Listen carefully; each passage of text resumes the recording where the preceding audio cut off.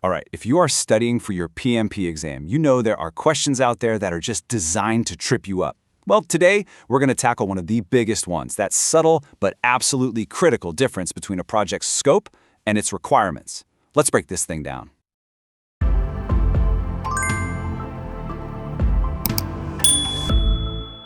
So, I want you to picture this.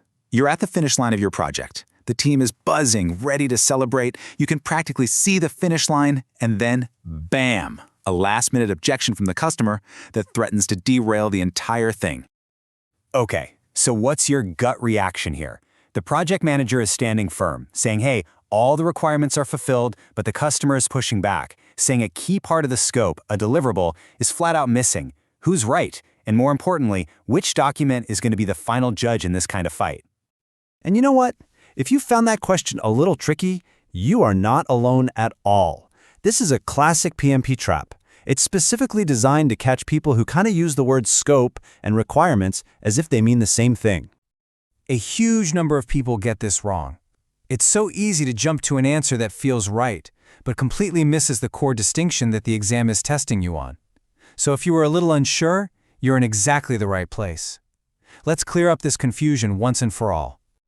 Let's think about those tempting wrong answers for a second. Options like requirements documentation or the requirements traceability matrix. They seem pretty plausible, right? I mean, the PM literally said all the requirements were met, and that's the trap.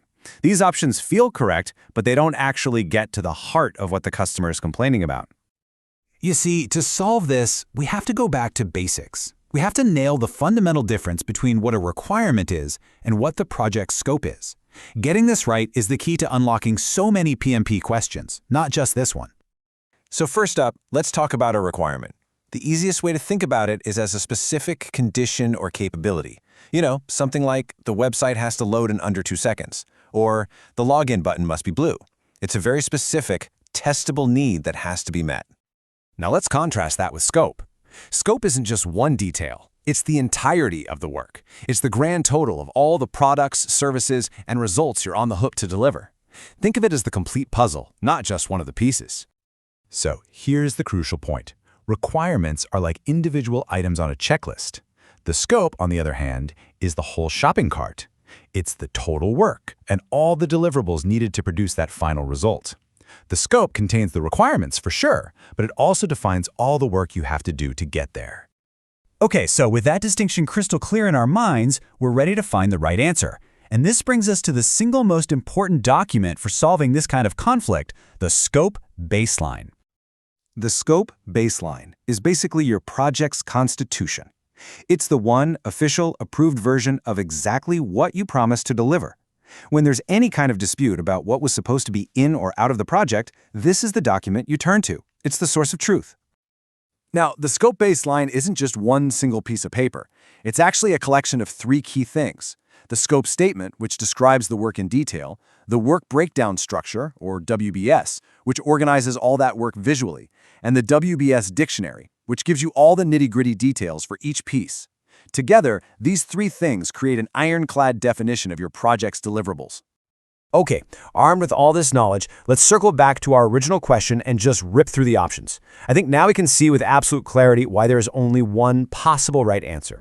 Let's just knock these out one by one. The project charter, way too high level. It just gives the project the green light. The requirements documentation and the traceability matrix, well, they're all about those individual needs, right? But the customer isn't questioning a need, they're questioning a missing deliverable, a whole chunk of the work. Those documents might not actually list out the full documented scope of everything that was supposed to be built.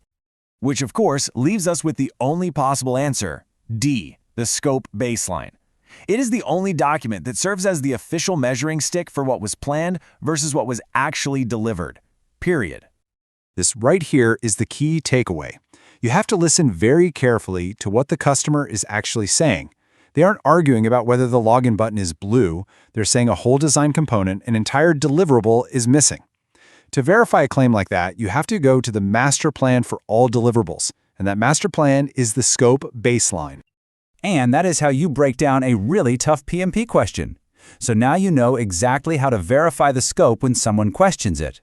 But this brings up an even bigger idea for your actual real-world projects. Knowing the scope baseline is one thing, but how do you effectively protect it from changing all the time throughout the project's life? Now that's something to think about.